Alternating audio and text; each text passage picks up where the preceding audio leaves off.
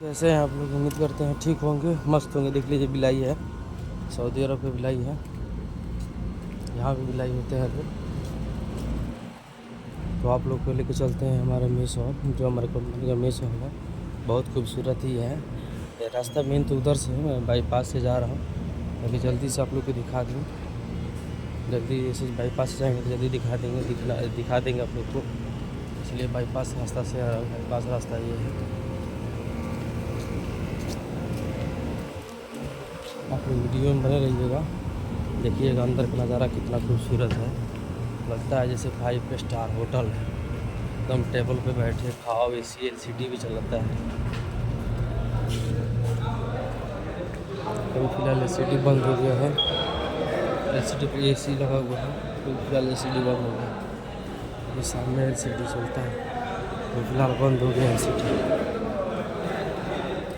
ये सब कोई खाना खा रहा है लोग।